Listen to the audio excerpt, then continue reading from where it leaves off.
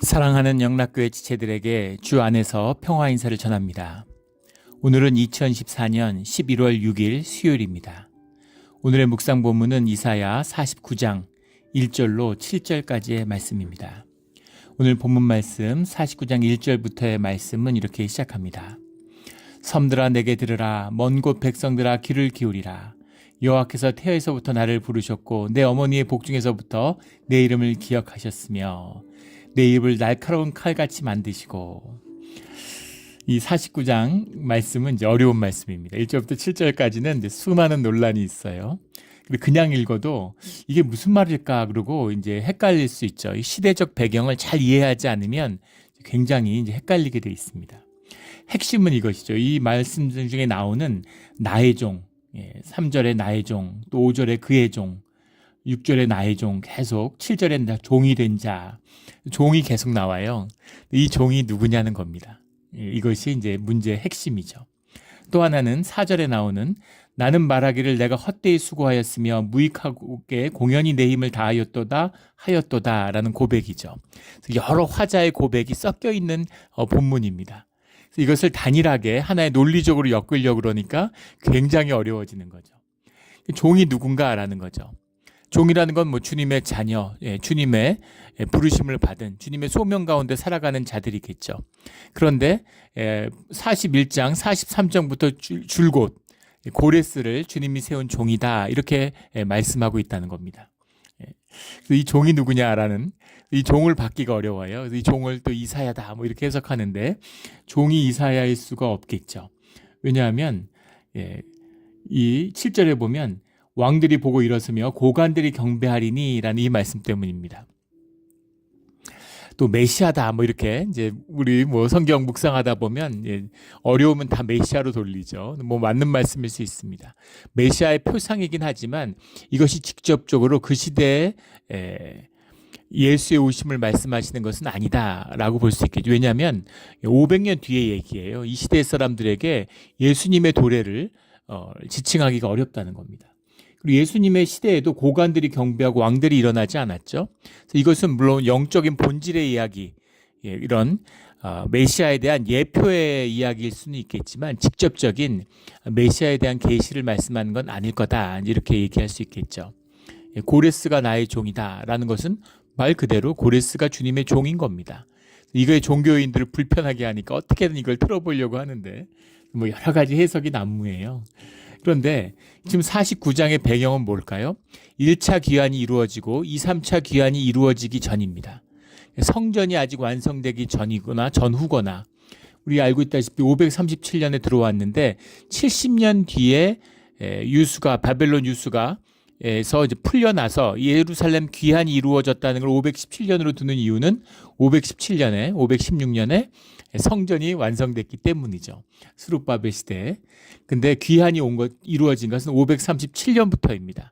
성전 재건, 사람들이 돌아온 게 중요한 게 아니라 성전이 재건됨으로 이스라엘, 유다의 어떤 아이덴티티가 회복됐다라고 보는 것이죠. 근데 그 시기인 거예요. 돌아왔는데 그런데 성전은 재건하고 있지 못하고 또 성전이 재건됐지만 그 성전의 규모라는 것은 무너지기 전에 뭐 20분의 1, 30분의 1도 안 되는 겁니다. 이걸 재건했다고 할 수 있을까? 그런 상황이고 예루살렘의 성벽이 재건되지 않았기 때문에 언제든지 늘 약탈에 시달리는 그런 상황이었다는 거죠. 그래서 그 뒤로 이제 80년이 지나서 그래서 성벽이 이제 재건되는 그 사이에 2차, 3차 귀환, 에스라의 귀환과 느헤미야의 귀환이 이루어지고 나서야 성벽이 재건되고 예루살렘이 회복되는 그런 일이 있었다는 거죠. 그 시대적 배경이 이제 에스라와 느헤미야에서도 나오고 또 다니엘에서도 나오고 또 예레미야에도 일부 언급되고 있죠. 그래서 이 배경을 잘 이해하지 않으면 특별히 이제 에스라서 4장부터 7장까지의 내용을 이해해야지만이 이 49장의 말씀을 이해할 수 있습니다. 그 배경을. 물론 뭐 이렇게도 해석할 수 있고 저렇게도 해석할 수 있겠지만 사실은 그 종에 대한 정확한 이해, 그 종이 누군가 그것을 그 다니엘서에서는 그것이 다리오다라고 얘기하죠. 물론 다니엘서는 고레스와 다리오를 한 묶음으로 써요. 메대 사람으로. 그런데 사실은 다리오하고 고레스는 같은 정책, 예루살렘의 회복 정책을 썼지만 하지만 같은 사람 물론 아니죠. 다리우스 왕의 이야기입니다. 그래서 오늘 나오는 이 종의 이야기는 다리우스가 황제가 되는 이야기를 표현하고 있다는 거죠.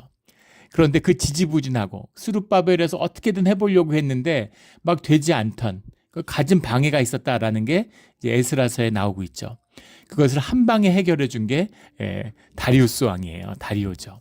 다리우스 왕이 고레스의 뒤를 이어서 왕이 됐는데, 그런데 그 고레스의 정책을 승계해 가지고 예루살렘의 회복을 이뤄내고 성전 재건을 이뤄내죠. 다리우스 왕을 주님이 쓰셨다라는 것이 이제 핵심입니다. 그럼 다리오가 누군가라는 거죠. 에스라 4장을 보면 다리오 왕에 대한 얘기가 나오고 아하수에로 왕이라는 이름이 나오고 아닥사스다 왕에 대한 이야기가 나옵니다.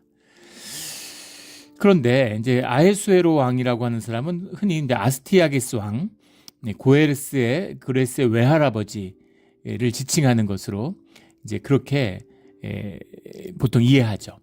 그런데 아하수에로 왕이 이 고레스의 뒤에 나온 것처럼 이제 그렇게 맥락을 보면 이해되기도 하고, 아닥사스다 왕이 캄비세스 2세, 그러니까 그 키루스 왕이죠. 캄비세스 2세가 고레스고 키루스 2세입니다. 아닥사스다 왕이 고레스와 헷갈리는 게 아닌가라고도 이제 보여져요.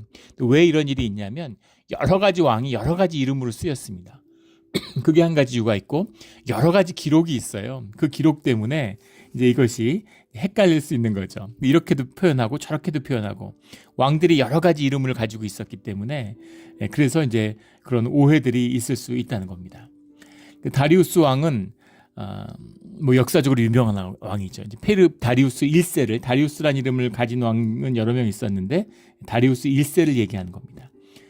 다리우 1세인데 그 1세는 그 대제국 페르시아를 대제국화시킨 왕이고 우리 그리스를 정복하려고 하다가 이제 실패했죠. 그때 나오는 오늘 뛰는 마라톤 전쟁의 주인공이기도 하고 다리우스의 아들이 그 유명한 크세르크세스 진정한 이제 대제국을 이뤄냈던 크세르크세스죠.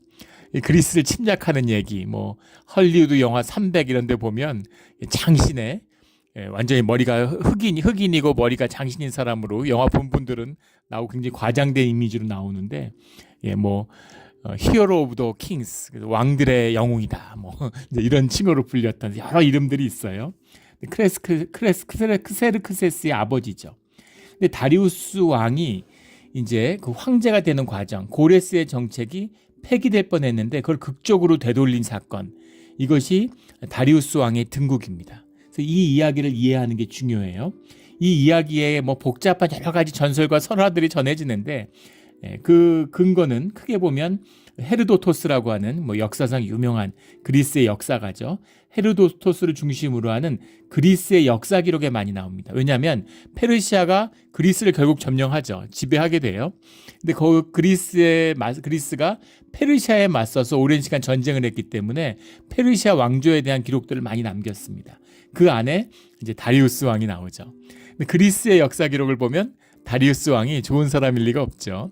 그런데 성경의 기록을 보면 다리우스 왕, 다리오는 영웅인 거죠. 그런 겁니다.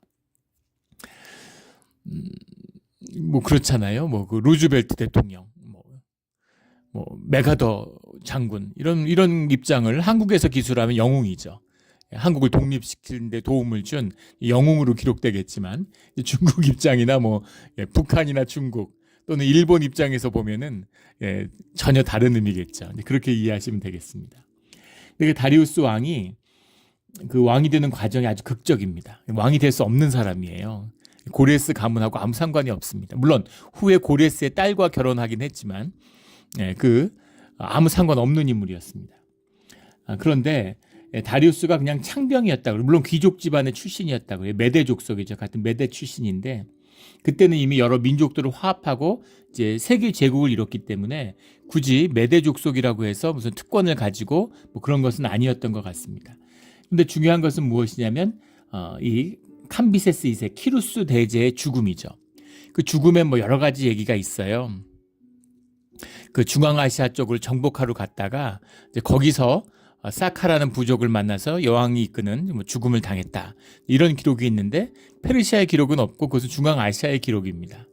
그런데 그 역사적 기록, 그 헤로도토스의 그리스 역사 기록과 또 하나는 다리우스가 직접 남긴 비히스툰 비문이라고도 하고 비슈툰 비문이라고 하죠. 비슈툰 산에서 발굴이 됐는데 큰 돌에 새겨서 진흥왕 순수비, 광개토 왕비 이런 것처럼 자기의 치적과 자기의 이야기를 큰 돌에다 비문으로 새겼는데 그것이 발굴돼서 남아 있습니다. 그래서 또 그 비를 하나가 아니라 이제 세 개나 만들어서 그게 다 동시 발굴됐기 때문에 이제 그런 기록이 이제 객관적으로 증명될 수 있는 거죠. 근데 그 비문에 새겨져 있는 이야기에 의하면 키루스 대제가 이집트를 애굽을 정복하다가 과정에서 반란이 일어났고 그 반란을 진압하기 위해서 돌아오다가 죽었다는 겁니다. 병사했다는 얘기죠. 애굽 정복 과정 중에 죽었다는 얘기도 있고 돌아오다가 병사했다는 얘기도 있는데 하여간 그 비시툰 비문이나 헤로도토스의 역사 기록에서 공통적인 것은 애굽을 정복하는 과정 중에서 죽었다는 거죠. 물론 다 지배하고 있었는데 반란이 일어나니까 계속 지배하는 겁니다. 이 시대를 보아야 할 왕의 이름들이 헷갈리는 이유 중에 또 하나는 뭐냐면 그 왕들이 지배하고 있지만 페르시아 제국 안에 있지만 그 왕국들이 있다는 거예요. 아수르 제국 안에서도 바벨론이 있었던 것처럼 페르시아 제국 안에서도 바벨론이 있습니다. 그래서 바벨론의 지배를 계속 예루살렘이 받고 있었어요. 그래서 예루살렘을 회복하라고 그러는데 바벨론이 방해를 하는 거죠. 자기의 직할령으로 만들고 싶으니까. 이런 역사적 배경이 있는 겁니다. 이런 걸 이해하는 게 중요한 거죠. 홍타이즈가 그 만주국의 왕이었죠. 그 청나라를 세우게 되는데 후금의 왕이었는데 그런데 중국을 다 지배하지만 중국을 지배한 직후에도 남쪽 지역에 분봉 왕들이 있는 겁니다. 그래서 황하강 이남에는 그 영향력이 미치지 않고 있는 거죠. 조선을 정복했지만 조선에 청나라 군대가 들어와 있는 것도 아니고 뭐 아무 지배권을 직접적으로 맺고 있는 게 없어요. 그래서 지배하에 있고 나중에 그 나선정벌 이런 데서 보이는 것처럼 청나라가 군대를 보내라. 그럼 군대를 보내죠. 그래서 그 영향력 아래에 있지만 독립적인 왕국입니다. 조선은. 이제 그런 것과 마찬가지죠. 나폴레옹이 아우스테리츠, 프러시아를 꺾고 아우스테리츠에서 오스트리아 그 러시아 연합군 프러시아의 삼국 연합을 깨버렸죠. 빛나는 승리를 거두고 전부 다 이제 나폴레옹에게 무릎을 꿇었습니다. 그러나 무슨 프랑스 군대가 그 러시아에 가 있는 것도 아니고 오스트리아에 가 있는 것도 아니고 지배를 받고 거기에 복속했을 뿐이지 왕들이 다 있는 거예요. 그렇게 생각하시면 되는 겁니다. 그래서 반란이 일어나면 나폴레옹 시대에도 계속 스페인 원정, 프러시아 원정, 러시아 원정 계속 일어나잖아요. 이제 그런 것 같은 겁니다. 그럼 원정 정복 과정 중에서 캄비세스 2세가 죽었는데 여기 아주 믿어지지 않는 놀라운 이야기가 전해지고 있는 거죠. 그 캄비세스가 돌아가는 과정인데 왜 돌아갔느냐? 그 동생 느메르디스라고 하고 바르디아라고도 하는데 그 동생 바르디아가 반란을 일으켜서 왕이 됐다라고 하는 이제 정갈이 전해진 거죠. 근데 그 역사의 기록에 보면 사실은 이 캄비세스 2세가 키루스 왕이 애굽 정벌을 가는데 이게 애굽이 그 당시에도 대국이잖아요. 이 전쟁, 그 당시 전쟁이라는 게 그 뒤에 다리우스의 그 바벨론 정복 과정에서도 보면 보통 2, 3년 걸립니다. 2, 3년씩 걸리는데 거기서 무슨 일이 일어날지 모르잖아요. 근데 자기 동생이 정적인 거죠. 그래서 떠날 때 몰래 비밀리에 바르디아 느메르디스를 죽였다는 겁니다.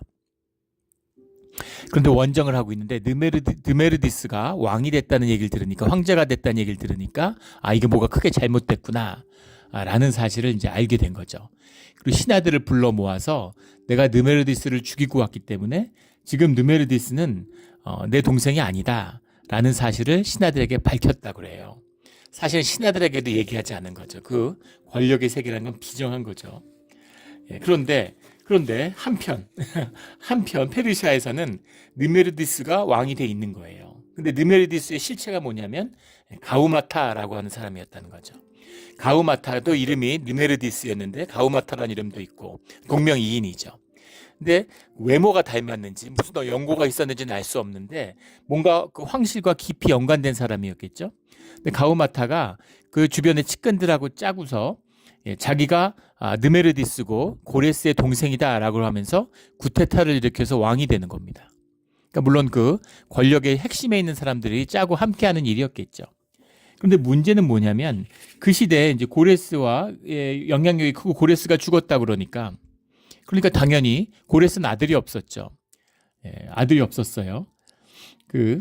뭐 아닥사스다 왕이 고레스의 아들이었다 이런 얘기도 있는데 그거는 이제 여러 가지 정황을 볼 때 말이 안 되는 것 같습니다.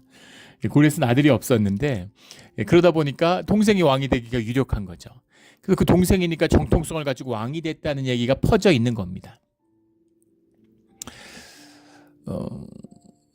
그러니까 기가 막힌 얘기죠. 근데 어떻게 그런 일이 가능할 수 있을까? 근데 뭐 언론이 있는 것도 아니고 그 당시에 무슨 뭐 매체가 있거나 뭐 방송이 있거나 모르는 거죠. 느메르디스의 얼굴을 본 사람이 누가 있어요. 그리고 어디서 얼굴을 뭐 드러냈겠습니까?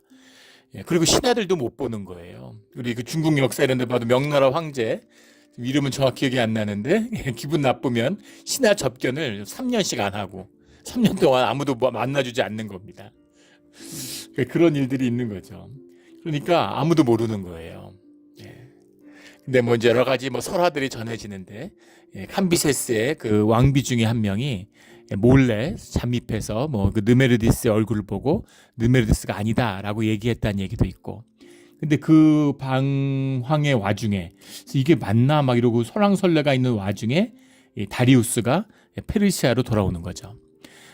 이 다리우스는 군인이었는데 이것도 두 가지 설이 있습니다. 뭐 이제 그 나이가 많았다라는 설도 있고, 그건 이제 그 다니엘서의 기록 때문인데 그것은 이제 고레스와의 착오인 것 같고요.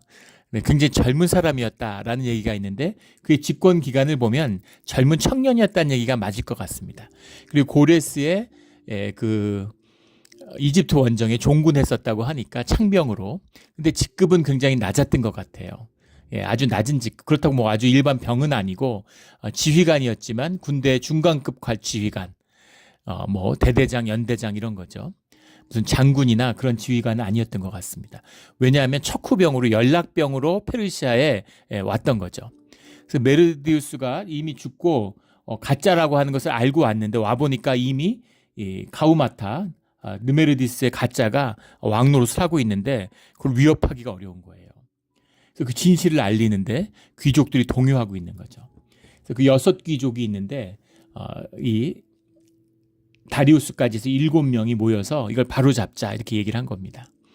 바로잡자고 얘기를 하는데 그래서 가우마타를 제거하고 왕실을 이제 페르시아 왕조를 다시 고레스의 정권을 회복시키자 이렇게 뜻을 모으는 겁니다. 이 과정에서 두 가지 기적이 일어나게 되는데 다리우스가 뭐 청년이고 물론 귀족 집안이긴 출신이긴 하지만 뭐 그렇게 뭐 장군도 아니고 뭐 영향력 있는 사람들도 아니고 아무것도 아닌 청년이잖아요. 근데 지금 다리우스가 가지고 온 고레스의 유언을 붙들고서 유력한 귀족들이 이제 그걸 일으키는 거죠. 구테타를 일으키는 거죠. 그 구테타를 일으켜서 가우마타를 이제 제거하게 됩니다. 그래서 가우마타를 죽이고 가우마타가 가짜다라는 사실이 일어나니까 순식간에 이제 그 허물어진 거죠. 그리고 집권층들이 가우마타를 둘러싸고서 왕권을 유지하려고 했기 때문에 거기서 이권을 물론 약속받았겠죠. 근데 그게 무너지니까 힘이 사라지고 진공 상태가 생겨난 거예요. 거기서 다리우스가 이제 왕이 된 거죠. 페르시아의 황제가 됐는데 그러니까 얼마나 왕권이 취약했겠습니까? 근데 그 이후에 일어나는 모든 반란들을 다 진압하고 다리우스가 이제 페르시아 왕국을 반석 위에 올려놓게 되는 거죠. 근데 그 과정을 성경에서는 주님이 다리우스를 선택해서 세웠다. 고레스가 종인 것처럼 가우마타가 아니라 다리우스도 내 종이다 라는 뜻이 들어있는 겁니다. 이 말씀이 여기 나오는 왕들이 보고 일었으며 고관들이 경배하는 주님이 택하신 나의 종 다리우스의 이야기인 거죠. 그러니까 고레스가 종인 것처럼 다리우스도 종일 수 있는 거죠. 근데 다리우스가 두 가지 기적이 뭐였냐면 이 젊은 청년을 뭐 28살이었다는 얘기도 있고 62세였다는 얘기도 있는데 28살이 더 설득력이 있겠죠. 이 청년을 이 젊은 청년 장교를 그 황제로 만드는 이런 일이 가능하게 하기 위해서 두 가지 기적이 있었는데 하나는 6귀족들이 다 왕이 될 수 있잖아요. 고레스의 자식도 없고 가문이 끊겼는데 그래서 누가 왕이 돼야 되느냐? 그런데 아침에 태양빛을, 태양을 숭배하는 그런 이제 그 전통 속에 있으니까, 물론 뒤에 가면 그 비슈툰 봄 이런 비석에 보면 자기가 그런 그 뭐예요? 그 자기 종교적인 것 이런 것들을 쭉 설명하고 있긴 한데, 그 태양을 보고 아침에 말들이 달릴 때 말 중에 먼저 울부짖는 말이 있으면, 말이 괜히 울부짖지 않죠. 울부짖는 말이 있으면 그를 왕으로 세우자라고 했는데, 새벽에 뛰어가는 말 중에서, 그 반역으로 해서 뛰어가는 말 중에서 이 다리우스의 말이 크게 울부짖었다는 겁니다. 그래서 다리우스가 지도자로, 왕으로 선택을 받았다. 지금 뭘 믿고서 왕권에 도전하겠어요? 다들 신이 배후에 있다고 믿고 있는 거니까. 그러니까 신이 다리우스 뒤에 있구나라는 걸 이제 믿게 되는 거죠. 또 두 번째 기적은 뭐였냐면, 왕이 되고 나니까 얼마나 위험하겠습니까? 그러니까 다시 바벨론이 들고 일어난 거죠. 바벨론이 국력이 세니까 이제 페르시아가 약하니까 다시 한번 해보자. 그리고 느부갓네살 2세의 아들 3세가, 후손인 3세가, 아들은 아니고 3세가 반란을 일으킵니다. 근데 바벨론의 반란은 보통 일이 아니죠. 장군들 보내서 해결할 수 있는 문제가 아니에요. 총력전으로 군대를 모두 끌어모아가지고 바벨론을 공격해서 바벨론과 일전을 치르게 되는데, 바벨론이 성이 초롱성이잖아요. 그래서 성을 닫고서 농성을 시작한 겁니다. 그런데 2년을 포위해도 승산이 없고, 이거 안 되겠구나, 점령 못하는구나. 근데 처음에 그 성을 포위했을 때 이제 바벨론의 군인들이 다리우스 우습게 하는 거죠. 다리우스 네가 뭔데, 이런 식으로 그 권위를 전혀 인정하지 않을 뿐 아니라 우습게 알고, 또 바벨론의 힘에 이제 자긍심이 있는 거죠. 그러면서 이제 뭐라고 선포를 하고, 이제 막 그 옛날 전쟁은 성벽에서 상대방을 조롱하고 이제 길을 꺾는 거잖아요. 심리전을 하는데, 노새가 말을 낳지 않는 이상은 너희는 바벨론을 이기지 못한다, 이제 이렇게 선포를 합니다. 노새가 말을 낳지 않는 이상은, 노새는 말이 아니라, 노새는 노새도 못 낳죠. 당나귀하고 말을 교배한 게 노새입니다. 양쪽에 강점이 있어가지고 여러 가지 아주 유용한 그런 이제 생물이죠. 그런데 노는 이종교배이기 때문에 그 밑에 새끼가 안 태어나요. 만약에 노새가 새끼를 낳았으면 또 인류의 역사가 바뀌었을 거라고 얘기하는 사람도 많죠. 그 노새는 한 번으로 끝나는 거예요. 그래도 노새가 사라지지 않는 건 여러 가지 말의 좋은 점과 당나귀의 좋은 점을 다 가지고 있기 때문이죠. 말은 이제 빨리 뛰고 굉장히 그 전쟁에 유용하지만 비싼 동물입니다. 사람보다 훨씬 더 곡물을 많이 먹고, 곡물을 먹을 뿐만 아니라 건초를 먹어야 돼요. 말의 비밀이죠. 말이 아무 풀이나 뜯어먹는 것처럼 보이지만 말은 아무 풀이나 먹지 않습니다. 그 2차 대전을 문명을 바꾼 그 태평양 전쟁의 전쟁 중에 하나가 버마 전투죠. 버마에 있던 일본군이 인도를 침략하기 위해서 이제 싸웠던 전투입니다. 근데 거기에 이제 말들이, 우리가 많이 착각하는데 2차 세계대전 그 독일 전차군단 이렇게 나오지만, 독일이 징집한 말이 600만 마리였다고 그러죠. 독일의 대부분의 후송을 말이 담당했다는 겁니다. 러시아도 마찬가지고, 소련도, 영국도, 어느 나라나 프랑스도 다 마찬가지였습니다. 말을 의지 않고 수송을 했던 나라는 미국밖에 없었다고 그러죠. 미국의 공업력이 이제 뒷받침이 되니까 그러던 시대입니다. 그러니까 말로 이제 후송을 하는데, 정글에 들어가니까 말이 풀이 많으니까 말의 건초를 안 가져간 거죠. 그런데 말이 먹지 않는 겁니다. 근데 말은 한 6일, 6, 7일만 굶으면, 건초를 먹지 않으면 배에 탈이 나고 죽는다고 그러죠. 곡식을 먹어도, 귀리나 보리 같은 걸 먹어도, 밀을 먹어도 건초를 먹어야 돼요. 또 엄청난 물을 먹습니다. 그래서 말이 운반하는 식량의 3분의 1을 말이 먹어 치운다고 그러죠. 그러니까 얼마나 그 말을 갖고 식량을 후송하는 게 힘들어요. 당나귀가 있는데, 당나귀는 많이 먹지 않고 강인하죠. 말처럼 쉽게 안 죽습니다. 그 짐도 말보다 훨씬 많이 옮겨요. 그런데 체격이 작은 거죠. 빨리 뛰지 못하는 겁니다. 체격이 더 크고, 당나귀의 장점과 말의 장점을 결합한 게 노새죠. 그런데 문제는 노새는 새끼를 못 낳는다는 겁니다. 노새가 말을 낳을 수가 있겠어요? 말을? 있을 수 없는 얘기가 말도 안 되는 소리입니다. 그러니까는 너희는 절대 우리 못 이겨. 그리고 싸워보니까 우리 안 되는구나. 우리 안 되겠구나. 바벨론이 스스로 무너졌을 때 점령이 된 거지. 고레스가 공격했을 때처럼 이렇게 서로 정상적으로 결집해서 싸우면 페르시아가 바벨론을 이기는 게 어렵구나. 그런 거를 이제 깨닫고 절망할 때쯤에 놀라운 사건이 일어나는 거죠. 누세가 말을 한 겁니다. 그러니까 어떻게 됐겠어요? 페르시아는 신이 우리와 함께 하는구나. 우리가 이겼구나. 열광하고 완전히 막 끌어오르는 거죠. 근데 바벨론은 우리가 졌구나. 신이 우리를 버렸구나. 이러고 사람들이 낙심하고 완전히 그 절망감에 빠지는 거죠. 그래서 바벨론이 무너졌다는 겁니다. 그게 탈영병들이 속출하고 바벨론의 장군들 중에 탈영병이 나와가지고 그래서 이제 전열이 무너졌다. 이렇게 역사는 기록하고 있습니다. 물론 다른 이야기도 전해져요.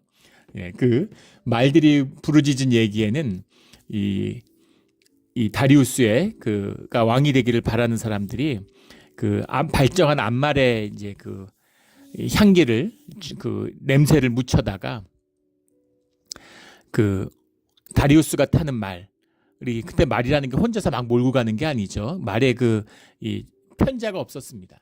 그래서 말을 그렇게 힘있게 몰질 못해요. 그래서 앞에서 말을 잡고 이제 뛰는 사람이 있는 거죠. 그 종자가 그 선에 있던 천을 숨겨갖고 있다가 코에다가 댔다는 거죠. 그러니까 말이 막 흥분해서 순말이니까 막 소리를 지르니까 뭐 그렇게 됐다. 이런 이제 뒷이야기도 있고 또 노새가 말을 낳았다는 것. 거기에 대한 뒷이야기는 없는데 이렇게 바벨론의 탈영병들 이런 사람들을 매수해 가지고 뭐 그런 공작이 있었다. 근데 물론 공작도 있었겠죠. 뭐 전쟁이니까. 그런데 어쨌든 그렇게 이제 동요하고 넘어가게 된 배경에는 노새가 말을 낳았다는 거죠. 그래서 이 기적 때문에 무명의 젊은 장교였던 다리우스가 세계 제국 페르시아의 황제가 되는 놀라운 일이 일어났다는 거죠. 두 번째는 이 젊은 그 병사로서 고레스를 따라다니면서 여러 나라의 정복 전쟁을 보면서 이 고레스를 흠모하고 고레스의 정책을 따르는 것이 옳다고 하는 신념을 가진 사람이었다는 겁니다. 그래서 고레스의 정책이 흔들렸는데 그걸 다시 회복시켰어요. 그래서 고레스가 하라는 대로 해라. 고레스의 칙령을 회복해서 이 다리우스 왕을 통해서 사실은 성전이 세워진 거죠. 물론 수룹바벨이 뛰어난 수룹바벨은 뭐 유다의 왕족의 후예고 왕자였고 또 이제 예루살렘의 총독으로 온 거니까 하지만 그에게 힘을 실어주고 그 성전이 완성될 수 있도록 이렇게 해준 것은 다리우스죠. 그 다리우스 왕을 통해서 이제 고레스가 이루었던 일이 이루어진 겁니다. 그리고 다리우스의 치세 가운데 2차, 3차 귀환이 완성되게 되는 거죠.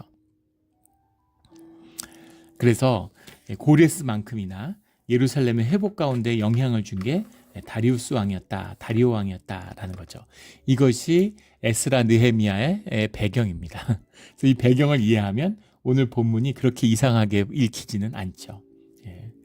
그래서 왕들이 일어나고 교관들이 경배하리니 이는 이스라엘의 거룩하신 이 신실하신 여호와가 그가 너를 택하였습니다. 라는 이 말입니다. 주님이 쓰셨다 이런 이야기죠. 그런데 왜 이것을 자꾸 외면하려고 할까? 왜 외면하려고 그럴까? 다르게 자꾸 번역을 틀려고 그럴까? 3절에 내게 이르시되 너는 나의 종이요 내 영광을 내 속에 나타낼 이스라엘이라. 이렇게 해서 번역을 이해하기 어려워서 나의 종이 이스라엘인 것처럼 나오는데 본문은 사실은 너를 통해서 이스라엘이 회복된다 이렇게 번역할 수 있습니다. 내 속에 나타날 너를 통해 나타날 이스라엘이다 이런 얘기죠. 그러니까 이스라엘이 너로 구원된다 이런 얘기, 다리우스로 구원된다. 그래서 이 예언이 성취되었음을 알게 되죠. 그런데 두 가지 면이 있어요. 하나는 4절에 나오는 것처럼 내가 헛되이 수고하였으면 무익하게 공연히 내 힘을 다하였도다. 주님 믿고 와서 죽을 힘을 다했는데 되는 게 아무것도 없고 성전도 안 세워지고 성벽도 안 세워지고 이게 뭡니까? 이런 것에 대해서 힘을 내라. 6절에 나오는 이스라엘 중에 보존된 자들을 돌아오게 할 것은 매우 쉬운 일이라. 아무것도 아니야. 주님이 하실 수 있어. 주님의 방식을 통해 하셔라는 거죠. 근데 뭐가 불만입니까? 왜 우리는 기회가 없습니까? 이거죠. 왜 우리는 아수르도 하고 바벨론도 하고 메대도 하고 바사도 하는데 왜 우리 유대 족속한테 기회가 없습니까? 이거예요. 솔로몬 때처럼 되고 싶은 거죠. 다윗 솔로몬 시대처럼 되고 싶은 거예요.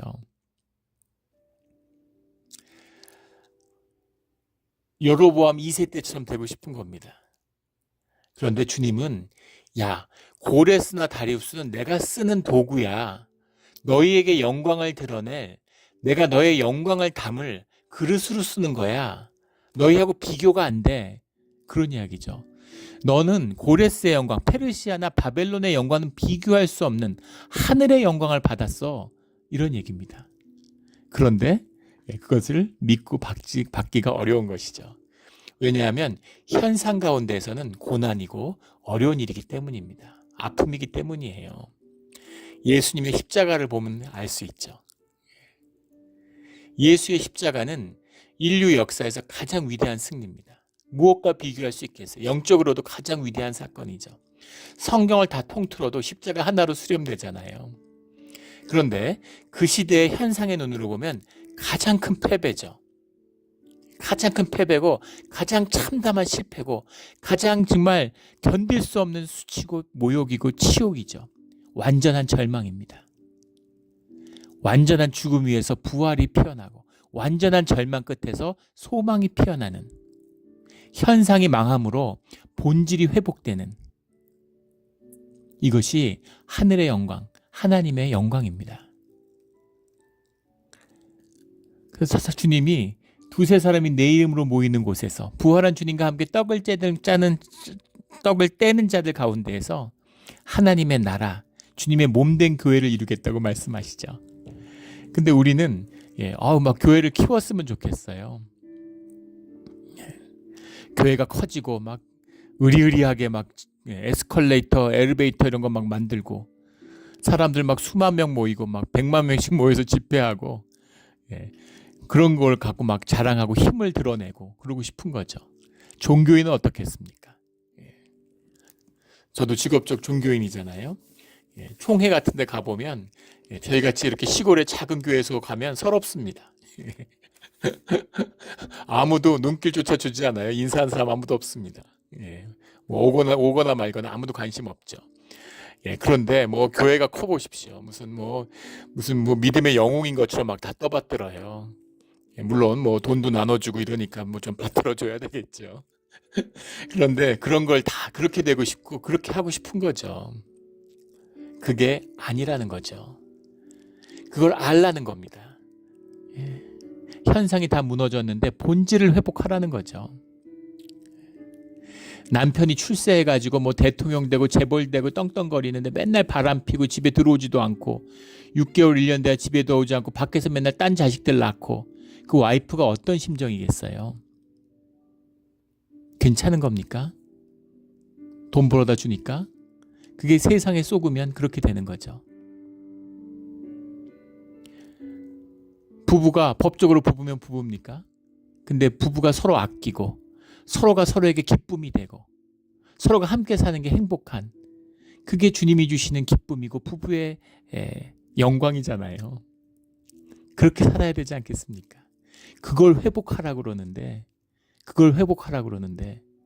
와이프가 날 무시하고 와이프가 나를 좋아하지 않는 이유는 내가 실패해서 그래. 내가 성공하지 못해서 그래. 내가 돈을 벌어오지 못해서 그래. 그리고 스스로를 속이는 거죠. 어떤 종교 환경에서도 사랑을 꽃피우고 사랑의 공동체를 이룰 수 있습니다. 그리고 주님이 그걸 기뻐하시는 거죠. 그걸 사람들끼리 원한다고 될까요? 절대 못합니다. 주님이 함께 하시지 않으면 십자가를 만나지 않으면 부부가 하나 되지 못해. 부모, 자식이, 형제가, 가족이 하나 되지 못합니다. 교회가 하나 되지 못해요. 이것이 주님의 비밀, 십자가의 비밀이죠. 그 비밀을 만나라는 거예요. 그걸 아는 게 가장 큰 축복이라는 겁니다.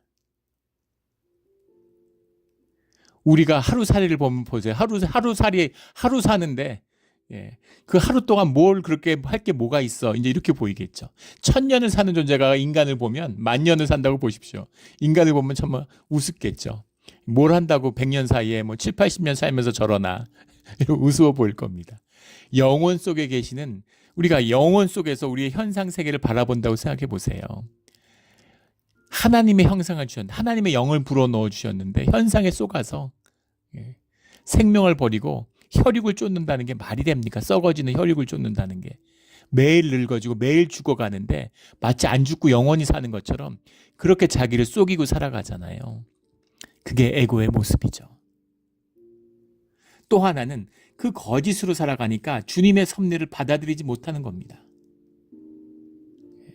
주님이 하시는 주님의 일이고 그게 선하고 옳은 일이고 우리에게 좋은 일이에요. 우리를 위한 일이에요. 근데 우리가 그거 안 좋아. 나는 뭐 잠깐 살다가 영원히 망해도 재벌, 왕, 무슨 대통령 되는 게 더 좋아. 그러는 거죠. 우리도 제국 만들어가지고 떵떵거리고 남들 좀 막 짓밟고 그랬으면 좋겠어. 이런 거죠. 그런데 자식이 망하는 걸 원하는 부모가 어디 있겠습니까?